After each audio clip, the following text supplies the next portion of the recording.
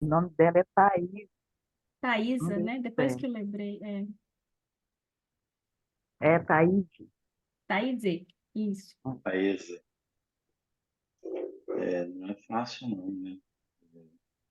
Tão É, jovem, né? muito nova, né? Eu não conhecia, eu vi no vídeo que ela mandou. Acho que ela não morava aqui, não. Ela estava Lá lá no na Paraíba. norte, nordeste. Então, vamos lá, né? Continuando aí. A gente está falando de um momento aqui da história, das entrelinhas, depois que o Cristo voltou ao plano espiritual. São organizações do alto, através de Jesus, muito sérias para permanecer o ensino dele na Terra, para que não desviasse o conteúdo, né? Então, é um trabalho que Jesus, mesmo depois de ter ido, ele continuou a tarefa de inspeção, pode ser, de acompanhamento da evolução do pensamento que ele tinha trazido, da mensagem que ele tinha implantado. Então, não ficou solto, o conhecimento não ficou solto. Então, vamos ver aqui no texto, que é o trabalho de redação do Evangelho, foi um trabalho muito sério. Então, a gente viu na semana passada sobre essa redação, os textos definitivos, e a gente chegou numa conclusão legal lá, né? Que a ciência, os acusadores, não tinha dado valor à intuição. Eles estavam só analisando por razão o Cristo. E, na verdade, tinha que ser valorizado a intuição.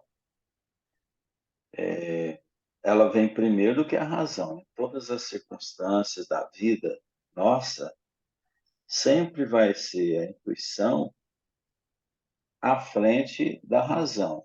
Então, se nós vamos fazer qualquer coisa, a gente tem que aprender a ser sensível, né? Sensível para capturar as primeiras ideias que nos vêm, que a espiritualidade superior está sempre em contato constante com as nossas mentes, com as nossas vidas. Então, eles sempre nos intuem no momento certo o que devemos fazer, como devemos agir e pensar.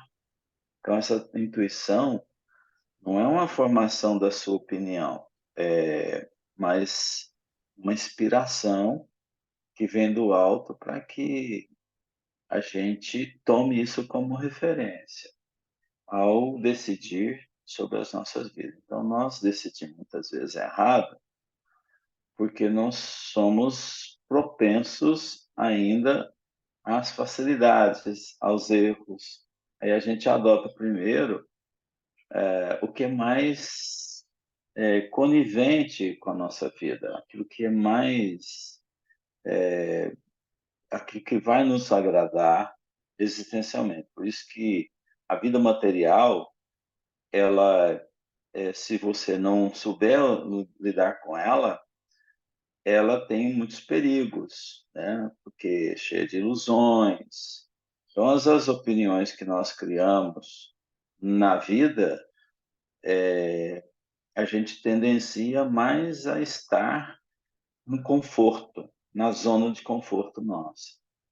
Então, a nossa razão nos coloca muitas vezes nessa zona de conforto. Eu preciso estar muito bem, eu preciso realmente deixar de fazer para os outros, fazer primeiro para mim, para eu estar bem, tal da máscara, né? E a gente cultua demais ah, essa máscara e a gente alonga demais essa máscara que a gente tem que colocar para ajudar os outros. Então, quando eu estiver muito bem, quando eu estiver bem, eu ajudo. esse dia se torna muito distante, né? Porque você pode estar querendo mais o seu conforto do que o trabalho no bem, por exemplo. Então a intuição é algo forte, e presente em todos os seres. Não tem. Eu até posso dizer, quando a gente estava no reino animal, essa intuição ela vinha através do instinto. Vamos dizer que o instinto era intuitivo, na sobrevivência, na própria vida, é a presença divina na nossa vida. Quando a gente começa a raciocinar, ela começa a ganhar texto, vamos dizer assim, ou ideias, para chegar a nos incluir a fazer e decidir pelo nosso livre-arbítrio, né, as coisas. Então, acho bacana a gente ver nesse início de texto, depois que saímos aqui da redação dos textos definitivos, agora na missão do Paulo, porque Paulo foi chamado, né? Ele foi chamado para fazer um trabalho para Jesus. E Jesus precisava dele nesse trabalho, nessa missão. Não tinha jeito de não contar com a alma que tivesse condições de reunir, porque os apóstolos, em geral, eles tinham vindo de vida simples, né? Da vida de pescadores, então eles não tinham muito amadurecimento, então poderia ser influenciado. Mas Paulo depois veio trazer essa formatação exata do Falou já. pensamento do Cristo. Então vamos fazer a leitura. Alguém quer falar alguma coisa antes da leitura? Você tem que... Se você baixar... Qual que eu baixei mesmo? Foi... Tem alguém falando aí? Se você colocar no Google aí, USB bootável, aí ele É o formata para Matheus, acho você. que ele não viu que o É áudio o está aberto. Matheus. É o Matheus. Oi, Matheus, tudo bem? Vamos lá, gente. Quem faz a leitura para nós? Posso fazer qual que é? Missão de Paulo? É, Que eu faltei a aula passada. a missão de Paulo. Então, como castigo. Oxe, ler não é castigo, não. É um castigo bom. Tá bom, se for assim, tá bom Presente, demais. presente, presente. Então, vamos lá. Prece, presente. É, você fala que eu tô calada, hoje eu vou participar. Então, eu já fiz a prece, agora eu vou ler. A missão de Paulo. No trabalho de redação dos evangelhos, que constituem, sem dúvida, o portentoso alicerce do cristianismo, verificavam-se nessa época algumas dificuldades para que se lhes desse o precioso caráter universalista. Todos os apóstolos do Mestre haviam saído do teatro humilde de seus gloriosos ensinamentos. Mas, se esses pescadores valorosos eram elevados espíritos em missão, precisamos considerar que eles estavam muito longe da situação de espiritualidade do Mestre, sofrendo as influências do meio a que foram conduzidos. Tão logo se verificou o regresso do Cordeiro às regiões da luz, a comunidade cristã, de modo geral, começou a sofrer a influência do judaísmo. E quase todos os núcleos organizados da doutrina pretenderam guardar feição aristocrática, em face das novas igrejas e associações que se fundavam nos mais diversos pontos do mundo. É então que Jesus resolve chamar o espírito luminoso e energético de Paulo de Tarso ao exercício do seu ministério. Essa deliberação foi um acontecimento dos mais significativos na história do cristianismo. As ações e as epístolas de Paulo tornam-se poderoso elemento de universalização da nova doutrina. De cidade em cidade, de igreja em igreja, o convertido de Damasco, com seu enorme prestígio, fala do Mestre, inflamando os corações. A princípio, estabelece-se entre ele e os demais apóstolos uma penosa situação de incompreensibilidade. mas sua influência providencial teve por fim evitar uma aristocracia injustificável dentro da comunidade cristã, nos seus tempos inesquecíveis de simplicidade e pureza. Acho que merece uma pontuação nesse texto, dada a importância de Paulo, né, para a missão do Cristo na Terra, que ele queria implantar. Então, Paulo tinha também um compromisso. Quando ele encarnou, ele já era uma ferramenta, né? Jesus não encarnou sem um apoio. Então, ele já tinha preparado bem antes, né? Ele já vinha preparando, levantando as necessidades e jogando os filósofos, né? A história já aponta isso, né? Os profetas. Então, tudo isso o Cristo foi fazendo. E não ia deixar de lado no momento em que ele viria aqui, né? Ele precisava desse apoio. Vieram os espíritos elevados, porque os apóstolos eram um espírito elevado, mas sujeito às influências do meio, do lugar, do ambiente, né? Então, a gente sabe que quando o espírito vem, ele se envolve com as coisas do mundo, as atividades, então tem as influências ali e acaba envolvido ali, né, nas histórias. E a imaturidade ainda, nesses apóstolos, ainda era presente, né? Então, não era como um Paulo de Tarso, da vida. Então, Jesus tinha que fazer um trabalho de alicerce aqui do cristianismo. Então tinha que ter uma boa redação, não podia ter elitismo, né? É um problema grave no movimento espírita. Mas também não pode ser um bicho-papão, porque quando se fala em elitismo, da doutrina espírita, do movimento espírita, aí não se faz nada também. Então, por exemplo, nós não podemos fazer isso porque é elitista. Isso aqui é algo elitista. Todo mundo sabe o que é um elitismo. Todo mundo tem essa consciência do que seja um elitismo. Antes de mais nada, né? Eu acho que é importante. Está todo mundo E é feito para a consciente. elite. A elite é considerada os intelectuais. A minha noção é essa. Então, Aristocráticas, né? O aristocrata. movimento aristocrático.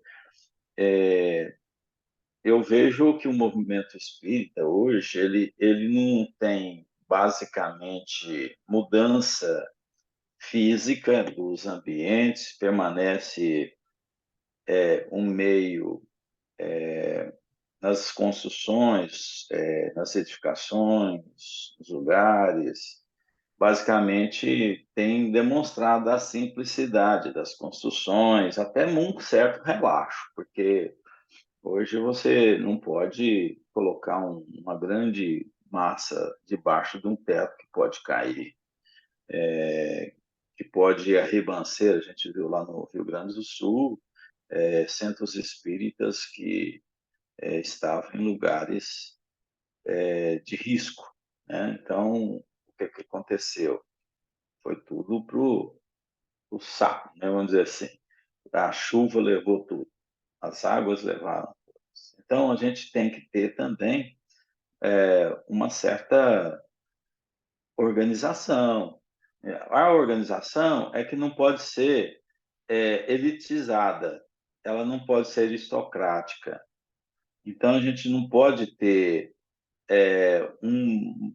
algo que vá fugir da simplicidade. Porque você pode fazer o simples sem sofisticar, sem determinar aquilo como sendo algo mais imagético para causar espanto na arquitetura e tal.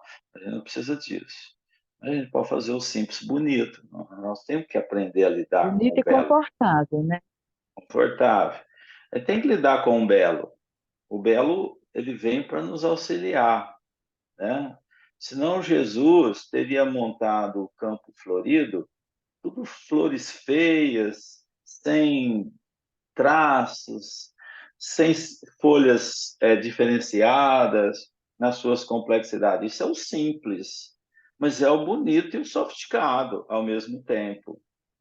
Então, a gente tem que saber interpretar isso. E, às vezes, dentro do movimento espírita, vai ao relaxo, né, das estruturações, porque a gente vê aqui que a gente não podia entrar numa formatação elitista, né, para que isso não fosse elitizado.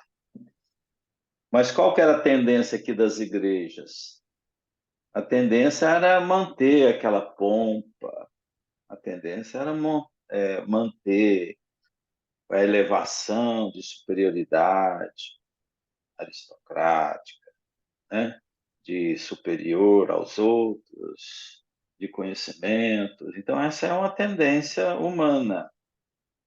Então, aonde Paulo veio fazer diferente na sua simplicidade e continuidade das falas, dos ensinamentos do Cristo. Por favor, falem, se não fala o tempo todo.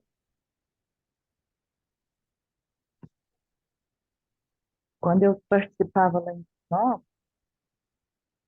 o pessoal falava, dividia-se o centro. Aqueles que iam para fazer as obras de caridade, fazer sopa, visita fraterna, estudavam. Só que era um misto, né? Mas assim, a maioria pegava um lado e o outro pegava o outro. E existia uma rixa dos que obravam mais e chamar os que estudavam de elitistas. Eu achava aquilo tão interessante, eu não entendia muito. Sabe assim, foi aquele que estuda é elite, sabe? Assim, uma noção muito distorcida, né?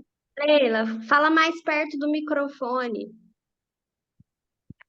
Vai tirar o microfone. É. E aí eu falava assim, ué, Agora mas sim. elite, estudar é elite, é elitismo, né? Estudar é conhecimento, que agrega até nas próprias obras de caridade, né? Você colocar em prática, organização, né? Fazer. E aí tinha uma moça que evangelizava, eu achava tão interessante.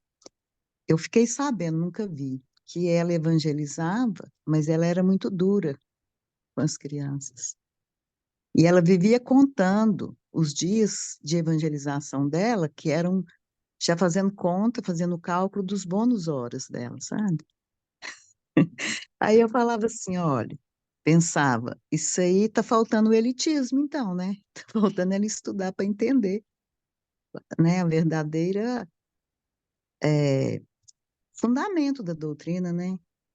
E ela sentiu muitas reclamações das crianças por conta da forma que a forma que ela tratava as crianças, sabe?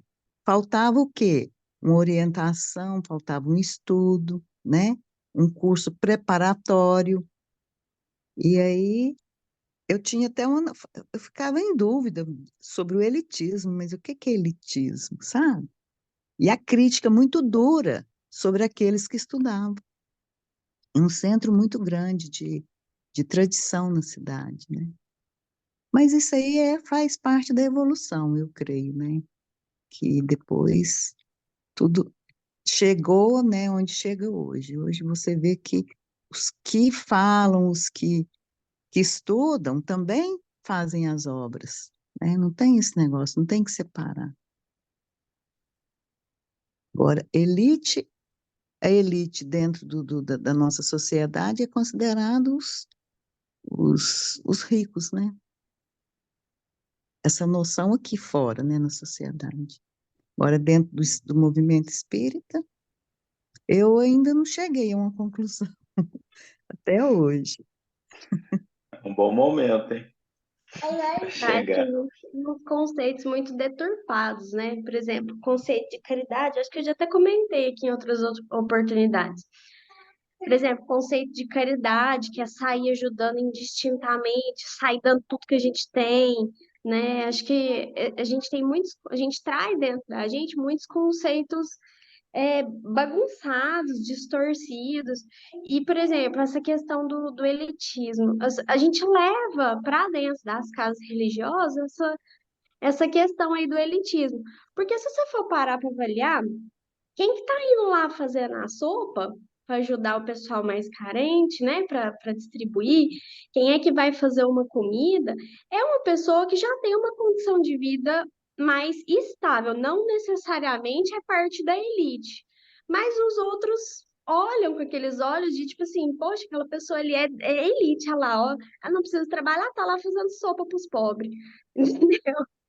Então, eu vejo que a gente traz muitos conceitos deturpados para Preconceito. a nossa vida, né? E principalmente para dentro das instituições religiosas, porque tem uma pessoa ali fazendo um estudo. Ah lá, fulano já está com a vida ganha, está lá estudando religião, fulano já está com a vida ganha, está fazendo comida para distribuir na rua, olha lá o tempo que ela vai gastar distribuindo comida na rua. Entendeu? Então, eu acho que a gente traz esses conceitos deturpados para as diversas áreas e aquilo ali vira um costume, vira um hábito, aí vira essa questão aí do elitismo dentro da própria casa espírita, igual a Leila estava falando. Ah, os que faz a sopa acham que quem estuda é elite, porque não está fazendo nada, está só estudando. Então, é Uma parte coisa dos nossos que, conceitos deturpados.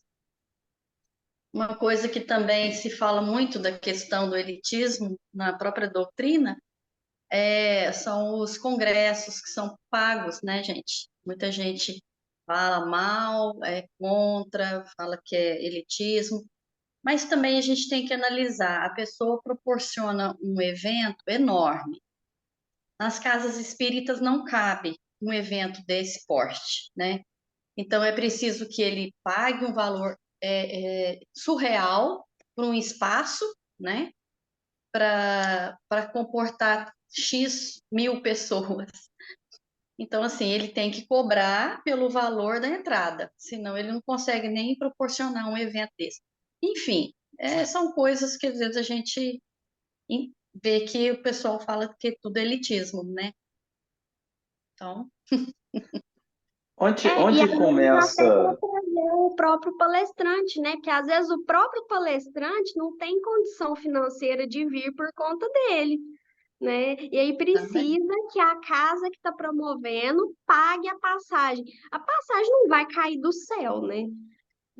Não É, vai ser Jesus que vai chegar lá na agência e vai falar assim, ó, vocês vão dar a passagem pro fulano de tal, que ele vai lá dar uma palestra. Então ele tem que ir de graça. Isso não tem nem lógica, gente. Então tudo ficou lá, entra nesses conceitos deturpados. As pessoas esquecem que a gente vive num mundo que precisa de dinheiro. A gente precisa fazer o dinheiro circular, né? Não dá para o dinheiro ficar parado, né? Todo mundo precisa do dinheiro, precisa para comprar comida, precisa para tudo. E aí acho que o dinheiro é só questão de elite, né? Nessa questão dos congressos, é só elite, só elite. Poxa, você quer ir no congresso? Trabalha, junta seu dinheirinho e paga o ingresso, sabendo que o seu ingresso vai Uma ser vez por ano, né? Para vai sair ser o utilizado churrasquinho do fim de para semana com a cerveja, ninguém acha que o dinheiro ali, né? aí não é elite, não, né? Você assar uma Não. picanha ali de 200 conto para poder comer no domingo na hora do almoço é joia, beleza. E a cerveja absurda também, de cara, não é elitismo. É só o Congresso Espírita. Gente, Daniel, pode falar. deixa eu amarelar um pouco aqui. Vamos voltar a falar do Paulo, porque, para mim, esse cabra é um cabra também porreta. Quando eu vejo assim, principalmente quando eu leio Paulo Estevão, eu já li ele algumas vezes, eu fico encabulado assim com as atitudes desse camarada. Mas um pouco antes do Paulo, vamos analisar que quando Cristo ia encarnar, ele já tinha tudo organizado. Ou seja, ele não é como nós que faz as coisas assim, vão fazer para ver o que vai acontecer. Então, eu fico imaginando que quando você vê qual que era a programação do Paulo, quando a gente lê o Paulo Estevam casar com a Lívia, não, Lívia não, como é que é o nome dela? Paulo. Abigail, Paulo, ou seja, Abigail. o plano A dele seria ser judeu, casar com a Abigail, que já era, digamos assim, já era um espírito muito evoluído e já convertido aos novos ensinamentos do Cristo, ou seja, ela já tinha conhecimento. E aí o que acontece? Então, fica imaginando como é que seria hoje a nossa realidade se o Paulo não tivesse sido tão cabeça dura e, e se ele tivesse aceitado o planejamento inicial dele, porque se ele ia casar com Abigail, isso já constava da programação reencarnatória dele. Mas é o que ele fez? Ele, em função do seu orgulho e tudo, da sua postura, ele preferiu continuar como um dos mais promissores homens da lei do farisaísmo da época. E depois que o Cristo deu a sua mensagem, ele não teve contato com o Cristo, mas ele viu que realmente ele continuou como um fariseu atuante mesmo e defensor das leis mosaicas e precisou que ele fosse visitado pessoalmente pelo Cristo para que ele mudasse de ideia. Então, aí eu fico imaginando que hoje eu fico assim tentando imaginar se fosse eu no lugar dele. Porque hoje todos nós que estamos aqui temos plena convicção de que o Cristo está batendo, está nos derrubando do cavalo a todo instante, para que a gente simplesmente, Senhor, o que queres que eu faça? E a gente insiste em não fazer. Porque todos nós que estamos aqui, se a gente acha que é um convertido, não somos, não. Por quê? Eu acho que convertido é aquele que realmente faz a vontade do Cristo. A gente, na maioria das vezes, tem a boa vontade, mas na hora de fazer mesmo, a gente a gente volta a montar no nosso cavalinho e vai para Damasco sem se preocupar. Mas ele não, ele era um cara, assim, eu diria assim, é um cara teimoso, tipo Daniel, tipo Amaro, mas um teimoso que bastou ele ter um contato direto assim com Cristo, ele, cara, então não dá para eu, por exemplo, não consigo imaginar vendo assim a minha cabeça dura se eu tivesse um encontro pessoal com Cristo, não sei o que passa na cabeça de um camarada desse para ele simplesmente mudar em 180 graus, digamos assim, a postura dele a partir daquele instante.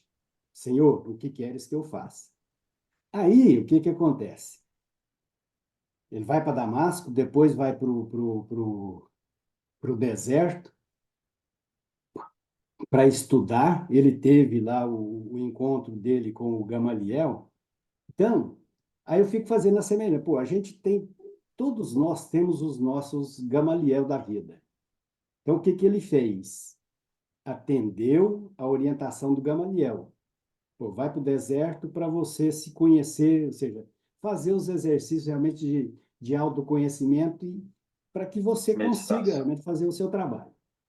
Aí, e a gente, na nossa semelhança com o Paulo, ou seja, ele foi, voltou, achando que já estava preparado, mas a realidade mostrou para ele que ele não estava preparado ainda para fazer o trabalho.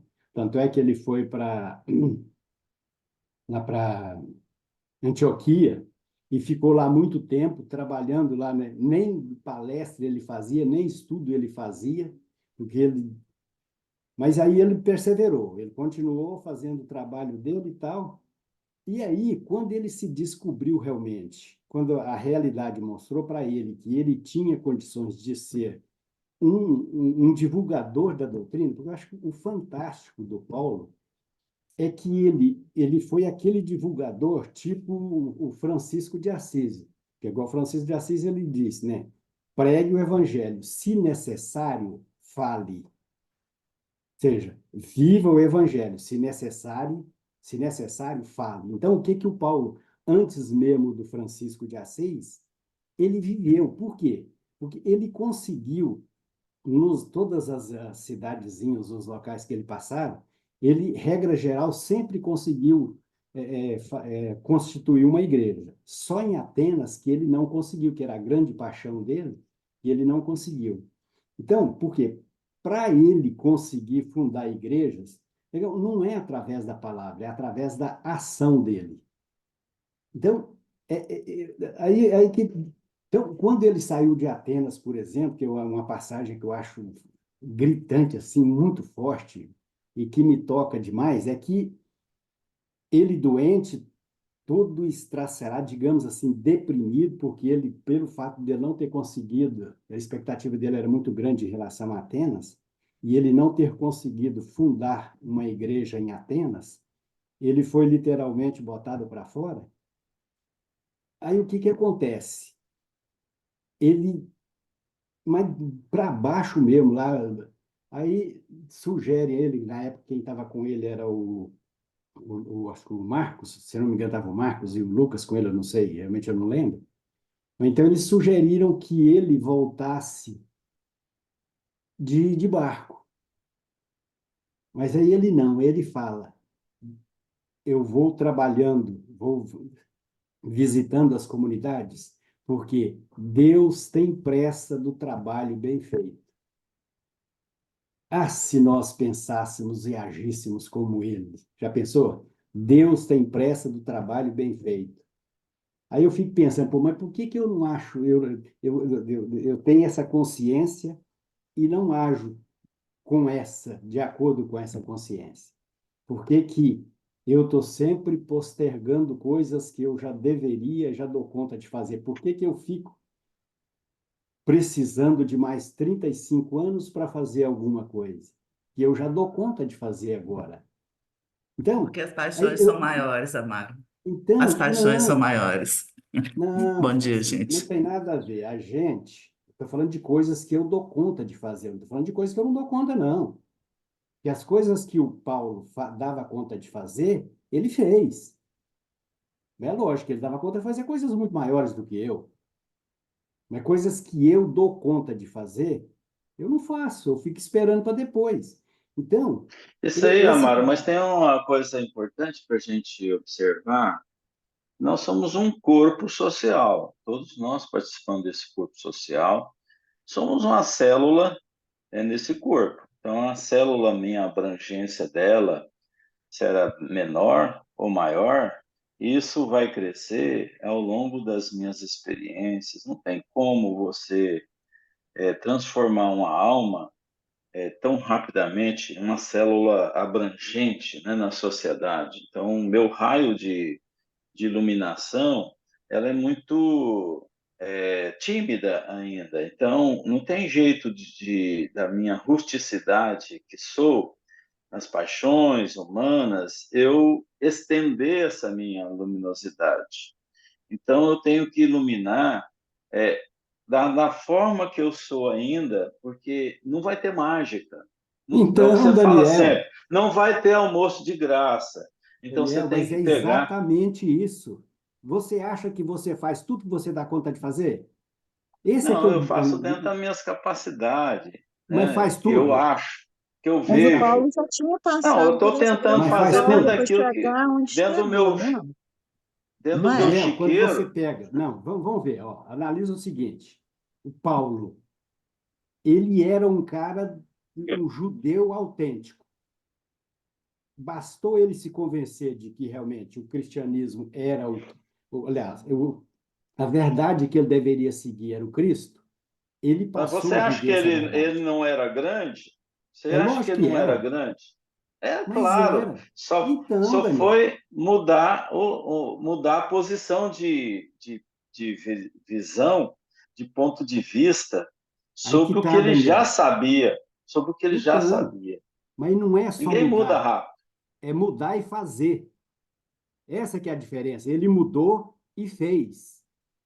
Mas Eu, por exemplo, se ele sabe, ele pode fazer. É isso que eu quero falar para você. então Quem por que que eu não sabe. faço? Por que que eu Não, sei você muita coisa e não talvez faço? saiba, talvez você saiba construir um pensamento hoje necessário para você mudar, mas ainda não se revestiu de todos aqueles valores que te fazem mudança. Então, Não, é preciso que o tempo faça isso, que o desprendimento, né, que é o nosso desprendimento. Mas se o Cristo tivesse com o mancebo lá, falar assim, vai, vende tudo, dá aos pobres, me segue, se ele fosse fazer isso, o Cristo, não, peraí, não, eu quis é só te testar. Não precisa você fazer isso, é preciso que você pegue o que você tem, proporcione alegria para os outros, estenda para os outros. Não é preciso que você abandone tudo, seja irresponsável, porque seria até uma responsabilidade o cara largar tudo. Se dane aí meu crédito. Nós estamos num sistema compartilhado hoje, você está convivendo com isso, é então, social. Daniel, então, Né? mas aí que tá. O Paulo era para ser diferente, então? Ele foi diferente. Não, Ele largou ele foi tudo. Ele era um, igual. Eu acho que ele não Daniel, foi ele era um diferente. cara rico. Ele era rico, Sim, tinha mas ele poder, estava tinha tudo. Sim, ele estava concentrado conforme o ponto de vista dele naquele momento. Ele mudou de ponto de vista, ele tinha a mesma força que você está falando aí, sobre o que ele tinha, ele aplicou isso num novo ponto de vista que se abriu para ele, que ele estava enganado em observar. Entende? Então ele estava colocando potencialidade dele em determinadas coisas que ele percebeu que não tinha. Não, isso não é por aqui, eu tenho que fazer por aqui. Ele percebeu, só isso. Mas ele era capaz, ele era um espírito competente, ele encarnou para essa missão, amado. O Paulo, ele veio para a Terra com essa missão de ajudar o Cristo e já sabia. Ele chamou aqui, o texto fala, que chamou o Paulo justamente para ele acordar. O Paulo, você esqueceu? Só isso. Na verdade, a mudança de Paulo, ninguém sai do pequeno que nós somos, por exemplo, uma visão maior rapidamente. Você não consegue fazer isso. É ir ao futuro muito rapidamente. Isso ele não consegue fazer, porque não tem arranjo dentro de si para fazer isso. Ele não tem amadurecimento. Tanto é que ele teve que contar com Paulo, porque os outros apóstolos não eram da mesma forma. Tirando Pedro, não era da mesma forma. Então ele teve que contar com Paulo. Aí eu falo, não, vamos fazer o Paulo acordar, que nem contato com o Cristo teve, né? Ele não teve um convívio com Cristo, mas ele tinha toda a habilidade para formar, pegar os ensinos ali e montar toda uma estrutura didática, porque que era a questão? São os textos. O que Paulo fez? Escreveu cartas, epístolas, né? E aquilo foi o demarcador da didática do Cristo, dos posicionamentos do Cristo.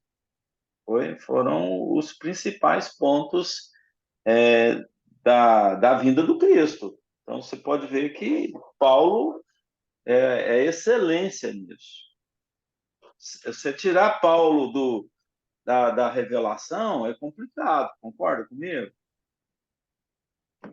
Concordo aí. Então, mas o Mas que para fazer isso tinha que ser um espírito de elevação muito superior músico. E ele era, só que Mas, estava mas A colocado Leila na lógico. mandou aqui ilusão. no chat, ó. Não, Daniel, O não tem Paulo, dúvida. a Leila mandou aqui no chat. O Paulo, cadê? O Paulo já havia feito a sua trajetória. Então, mas É, Daniel, quando isso aí. o que me chama muita atenção no Paulo, que é lógico, ele era um espírito muito à frente do tempo dele. Ou seja, ele veio com essa missão. Mas o que me chama muita atenção é que ele tomou a decisão, ou seja, ele era um cara, digamos assim, vamos colocar ele, compará-lo comigo, teimoso, perseverante naquilo que ele acreditava. Bastou o Cristo chegar para ele e ele, Senhor, o que queres que eu faça? Vamos lá para o Amaro. Amaro, você é teimoso, é perseverante. Sou. Se o Cristo chegar para mim hoje, Amaro, eu preciso do seu serviço. Mas, lógico, dentro daquilo que eu dou conta de fazer. Ele vai ficar esperando muito tempo, porque o Amaro não vai fazer. É esse que é o Amaro, Amaro, diferencial, não, será? eu te entendi. do Ô, Paulo. Amar, eu Eu me acho que você tem que questiono. parar de comparar com o Paulo. Nós estamos Eu mais não perto estou do Pedro do que do comparando, gente, eu Paulo. não estou comparando com o Paulo. Eu estou comparando, estou falando da atitude dele. Ou seja, ele bastou o Cristo chegar, ele era um cara que era de judeu de promissor. Ele era um advogado promissor. Imagina, você é advogada. Ele era um advogado promissor que, ou seja, tinha as suas regalias e tudo. Mas era um severo aplicador da lei judaica. Aí, quando Cristo chega para ele, ele vê que as verdades do Cristo eram mais importantes do que as verdades mosaicas, as que ele acreditava. Então, ele virou a chave. Esse e virou e manteve o mesmo, digamos assim, a mesma perseverança, a mesma teimosia naquilo que ele acreditava. Ô, Então, Amaro, é o quando eu seguinte, falo, você vê o Velho Testamento, ele não tem, o Cristo não veio mudar nada disso, nada da lei antiga, ele não veio fazer isso. Simplesmente ele veio. fez um refil e colocou na frente, mostrando que aquela verdade tem que ser interpretada diferente. Ele fez Sim, isso e senhor. Paulo enxergou isso. Paulo enxergou isso. Ele não queria enxergar porque ele achava que isso aqui, o velho, era isso aqui, pronto, acabou, ponto final. Mas a hora que ele começou a ver que isso aqui tinha um refil para uma lente, Jesus é uma lente. Aí ele pôs a lente aqui, ele enxergou mais. Opa, estava vendo diferente. Paulo, ele teve competência de fazer. Todos tiveram a chance de fazer como Paulo, por exemplo, de querer fazer a, a transposição, a sobreposição de uma mensagem de hoje com a do Velho Testamento. É o que a gente também está tentando fazer, Ah, você com a falou lente. tentando. Então, aí que tá. Por que que a gente não Você está faz? tentando porque você não tem a mesma condição, né, que Paulo. Por isso você está É, tentando. lógico. Não estamos falando a mesma coisa, mas você está distorcendo. Por quê? Não estou Ele, Daniel, ele, distorcendo, ele, não. ele enxergou diferente e passou a fazer diferente numa encarnação. Eu vejo a diferente, aliás, eu vejo a diferença e não faço na mesma encarnação, ou seja, eu vou ter que esperar mais tempo. Por quê? Eu Ô, continuo Amaro, não fazendo o que eu dou conta de fazer. Eu não quero fazer o que o mas Paulo fez. a partir do momento que a gente põe na cabeça que o Paulo veio preparado para isso, ele não foi escolhido, um peãozinho lá, e vou fazer, e Jesus apareceu, entendeu? Ele Eu foi sei, ué, preparado. Então ele muda muito. mesmo, entendeu? Ele começa a agir. Agora vai pegar um Inês lá da vida? Não vai. Não, adianta, eu não vou acordar. Não vai dar em nada. Eu acho que Não Inicialmente, vai perceber, separar, não vai perceber, né? Não vai perceber, eu acho que a história é essa. Ele inicialmente ele percebeu porque ele estava outra tentou e preparado para depois ele perceber, voltou, E tem né? uma outra questão também que eu acho que é muito importante a gente considerar, que é o querer. Porque se ele não quisesse, ele não teria mudado. Eu vi um vídeo do Divaldo e outro do Haroldo Dutra, e eles falando sobre a mesma questão das pessoas, por exemplo, quem tem depressão, quem tem maus pensamentos, né? Quem tem muito esse problema de procrastinação. E aí os dois falam a mesma coisa. Falam, gente, muda o pensamento de eu não consigo para eu não quero. Que aí você vai ver como é que a coisa vai mudar. Então, E Ana é Carolina, exatamente isso. Ele já tinha o preparo e ele tinha o querer também, que é a força da vontade. aí que tá, hein, Ana? Por que que você não quer, então? Você sabe. E por que que você não quer? Esse que é o problema nosso. Por que que eu não quero fazer aquilo que eu já dou conta de fazer? Por Nosso orgulho é comodismo, muito grande, ô, Amaro. Nosso orgulho Então, é muito comodismo. grande. e você acha que o Paulo não era orgulhoso? Não, ele estava convicto num ponto de Eu acho que ele vista. era Ele defensor muito agia. forte de uma causa. Ele acreditava muito, do É, mesmo jeito que ele ele acreditava agi- muito no judaísmo, quando ele se converteu para Cristo, ele foi com a mesma intensidade. Talvez e ele era fiel. exatamente. Eu acho que era o véu que precisava tirar para ele lembrar do que foi combinado lá em cima, né? Ó, você Ah, combinou você foi isso vê. daqui. Opa, então Ok. deixa eu Ele mudar. teria que tirar os riscos dos arranhas, Não, aquelas pessoas que poderiam arranhar o Velho Testamento. A ideia dele era para proteção, dar um escudo na mensagem do Velho Testamento. Ele Daniel, queria fazer isso. Daniel, igual você mesmo falou agora, não tem almoço de graça. Eu não consigo deixar de ser orgulhoso num piscar de Você olhos. Não vai consigo. Ele conseguir, também não, não não se consegue. amofine, você vai Aí entra conseguir. os nossos conceitos deturpados, né? Porque a gente tem um conceito deturpado também da questão do orgulho. Às vezes o que parece ser uma pessoa orgulhosa para nós não necessariamente é, né? A pessoa pode defender aquilo que ela acha que é certo sem estar colocando sentimento pessoal naquela consideração. Que eu Ô, acho que é o Amaro, que o Paulo fez. Eu vejo muito como uma convicção, né? Aí o que o Sim, Amaro sem fala ter como orgulho, sentimento eu vejo como uma pessoal de tipo assim, convicção de Paulo. Ele era muito convicto na lei de Moisés. E aí, depois que ele foi esclarecido, né, tendo essa visão com Cristo, ele se tornou tão convicto quanto ele era para Moisés, para a lei do Cristo, né? E outra e coisa ele que eu estava. percebo e faz muita diferença em relação ao que eles eram e ao que nós somos hoje, independente da capacidade, eu acho que é o quanto a gente vive para buscar um Deus, para buscar Cristo. As pessoas antigamente eram mais preocupadas com isso, viviam mais a busca por Deus, pela religião, né? Vivia mais a religião. Hoje nós deixamos isso muito de lado. Hoje a gente vive um materialismo muito maior. Então, por isso, assim, minha visão, né? Por isso, talvez a gente deixe Jesus para depois, tem coisa mais interessante.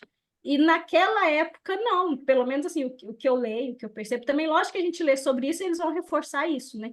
Mas as pessoas tinham essa convicção, viviam muito, muito forte a lei mosaica e o cristianismo daquela época. A gente banalizou, isso é secundário, né? Quando eu estiver sofrendo muito, precisando muito, eu vou lá buscar Cristo. E antes não era não, assim, né? Então, eu acho que mesmo isso na também O tem a ver com a convicção de cada um. Mesmo que na época estava dos nossos faltando. avós, agora que foi bem recente, né? Assim, considerando o tempo que Cristo viveu, as pessoas buscavam mais a religião, né? Eu acho que isso você falou faz muito sentido. E as pessoas viviam mais pela religião, viviam mais de forma diferente, né? Hoje em dia, é realmente o que o Valquíria disse, as pessoas não estão nem aí, ainda chama a gente de fanático. O E o problema é que que a está. religião conduzia o país, né? Era a religião que conduzia o país. Hoje nós vivemos sistemas, né, de governos que são laicos, que é o respeito da individualidade da busca de cada um. Que eu acho o seguinte, todos nós aqui estamos falando a mesma coisa, estamos na mesma direção, né, Natália? Natália, Rio? Estamos na mesma direção, só que nós estamos fazendo com palavras e interpretações diferentes, mas é a mesma coisa. O que o Daniel falou, eu estou aqui caladinho, hoje eu não vou aparecer porque eu não estou bem. O que o Daniel falou, que o Amaro falou. Sim, eu entendi o que o Amaro disse, eu concordo com ele. Só que, assim, só para suavizar um pouco, eu sempre, quando eu também li Paulo Estevam, vou ler de novo, né? Tem uma proposta agora de voltar a ler o Paulo Estevam, que eu li no princípio da doutrina e eu tinha maturidade. Eu fiquei com muita raiva do Paulo, na verdade. Eu li o livro todinho e fiquei com raiva do Paulo. Mas eu O entendo que que ele fez naquela com o hora... Estevão? Não, eu fiquei com raiva dele o livro inteiro, cara. Sabe assim? Cara de cabeça dura. Mas aí depois eu entendi o Paulo e hoje eu sou uma fã dele. Mas assim, só para uma brincadeira aqui, eu sempre, quando eu lembro da história do caminho de Damasco, né? E da forma como foi falado, inclusive eu já vi essa interpretação na Igreja Católica, né? Já vi essas falas, né? Tanto assim, tanto na Igreja Pois é, Católica como nos evangélicos, né? E aí sempre me veio uma imagem na cabeça. O Paulo Estevam me fez isso muito. Na hora que apareceu a luz, o Paulo falou: ops, errei. E agora, o que que eu faço? Tipo assim, é porque já estava, como vocês estão falando, o Paulo já tinha tudo isso preparado, né? Ele veio preparado para isso. Só que, como o Amaro disse, assim, cabeça dura, porque ele defendia ferrenhamente aquilo que ele acreditava. Ele era uma pessoa religiosa e era uma pessoa intelectualizada, né? O Paulo era intelectual, um grande intelectual. E você, tanto que essa mudança de uma vez só, porque ele estava preparado para isso, como o Daniel falou, você não muda desse, você nem percebe a coisa.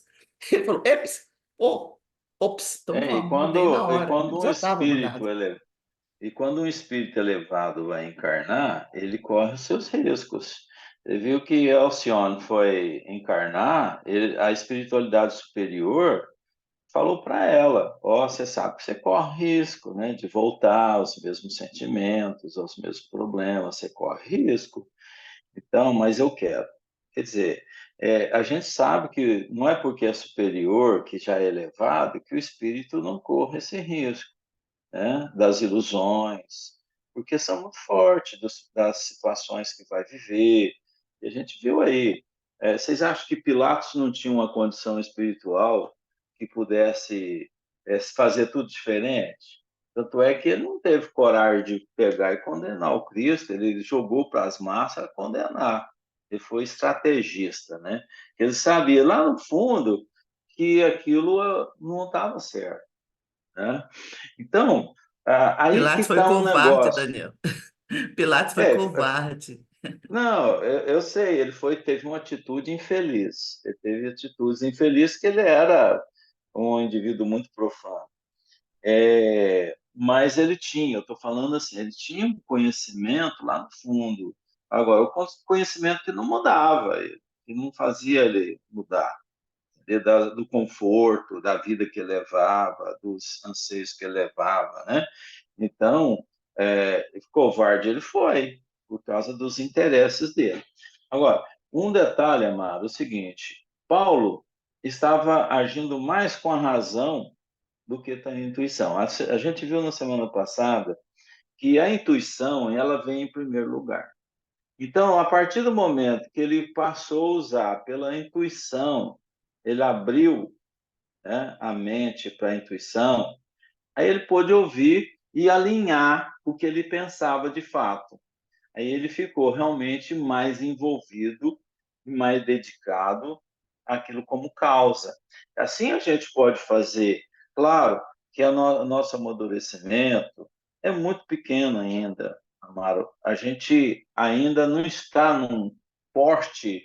Isso não pode ser desculpido, porque a gente tem potencial de mudança. Eu concordo com você, que todo mundo pode mudar. Inclusive, Amaro, eu te chamo a atenção o seguinte: quando a gente propôs lá no centro fazer umas alterações do lugar, do ambiente, para proporcionar, esse é o cabeça dura que você falou que sou, para mudar a situação presente do centro, era quebrar a tendência aristocrática que o centro tinha, para ser um ambiente mais participativo, mais humano, mais familiar, trazer a família para o centro, que a nossa intenção era fazer que as reuniões públicas se tornassem culto do evangelho no lar.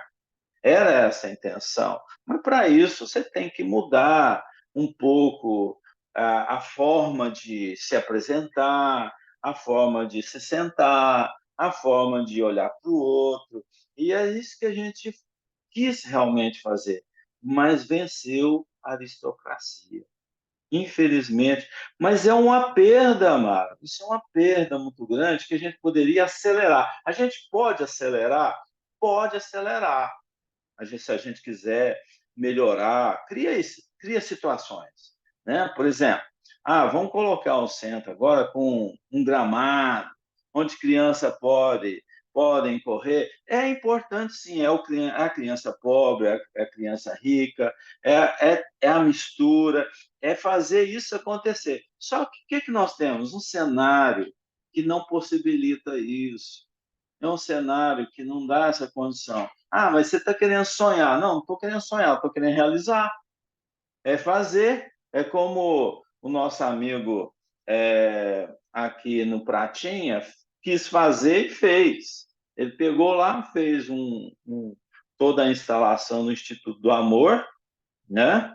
E conseguiu fazer, e está lá funcionando. Isso em 5 anos. Em 5 anos conseguiu fazer. Então, eu acho que falta são essas atitudes para que mude a situação, Daniel, entendeu? deixa eu te fazer uma pergunta bem simples. Você faz dentro da sua casa, esquece o centro, ou seja, que a minha grande responsabilidade é dentro de casa. A sua também não é com o centro, é dentro com a dona patroa, ou seja, o nosso grande problema está dentro dos nossos lares. Deixa eu te fazer uma pergunta bem simples. Você faz dentro da sua casa tudo aquilo que você consegue fazer, que já poderia fazer? É só isso. Porque não adianta eu estar preocupado de fazer coisas lá fora. Eu dou conta, eu sou um bom pai, eu sou um bom filho, eu sou um bom esposo, ou seja, eu sou tudo aquilo que eu já dou conta de fazer, eu faço dentro de casa? Não faço, é isso, simples assim. Amaro, cada um tem uma sua história, né? Por exemplo, você tem uma esposa, você tem um filho, e um filho é um resultado de milhões de anos. Então, você está Não, só não estou lidando. falando do filho, eu estou falando é de mim, Daniel. Eu não estou falando da minha Ah, esposa, dos meus filhos, não, é eu. O tá, meu mas você problema. faz com os outros, né? Você Não, mas expande que com os tá. outros. Mas aí que tá. É, Eu faço, não faço coisas que eu já dou conta de fazer e não faço. Eu fico deixando para depois. Simples assim. Esse que é o meu grande sim, problema. sim, mas por causa da nossa condição espiritual também, tá? Então, você não consegue mudar isso, Se quiser, porque consegue. se quiser, Igual que consegue igual que tudo. a Ana Até falou. chegar a Deus, você consegue. Se você Não, quiser não numa chegar a Deus, encarnação. Não, mas você consegue. Essa é uma teoria que, por exemplo, se eu quiser mudar tudo em mim para chegar a Deus, eu chego hoje mesmo. Se eu quiser, se eu tiver Não, competência. Não, se eu tiver competência, eu chego. Não, vou mudar isso e tal. Só que eu não consigo fazer isso. É uma resistência interna minha da inferioridade que sou. Aí eu não consigo. Por isso que Paulo, quando ele mudou, é porque ele realmente já era. Não, não tem essa de mudança do mal para o bem em segundos. Isso aí não tem, não existe, amado. Não existe. A pessoa não muda em segundos. Ela tem que amadurecer, ela tem que enxergar. Se ele enxergou, ele era criado em especial. Ele era um espírito diferente, ou alguém mudou ele. O Cristo foi lá e colocou um elixir nele e ele mudou. Não, não é assim. É ele que muda de dentro para fora, e não de fora para dentro. O Cristo simplesmente fez assim para ele: "Ô, você não lembra, você esqueceu? Opa, é mesmo. Eu estou fazendo tudo errado." E pronto, bastou isso para ele começar a pregar toda a potencialidade que ele já fazia em certas coisas para aplicar em outras potencialidades. É o que é a mudança do Paulo. A meu ver, se não for, eu acho que alguém pode provar o contrário, né? Então, até que não prove o contrário, eu estou pensando assim. Então, na semana que vem, a gente ainda tem um pouco para falar disso aqui. E depois Aí, a gente semana que vai vem, entrar a numa. gente vai ver o que é o elitismo dentro da casa espírita, que eu ainda Sim. não tirei Aí minha a gente, dúvida. Nós podemos ver sobre o elitismo e depois entrar ainda no Apocalipse de João, tá? Certinho? Bom Em domingo pé, a todos. bom domingo para todo mundo. Tchau, Fiquem tchau. com Boa Deus. semana aí Bom para todo domingo. mundo. Para os Paz. caladinhos, Matheus, Boa semana, Falou. gente. Rosana, Boa semana, ficou bom calada, domingo. a Natália ficou Bom mês de calada. junho que acabou de começar. Isso. Tchau, Toninho. Boa semana, Fiquem gente. com Tchau, Deus. tchau para todo Boa mundo. semana.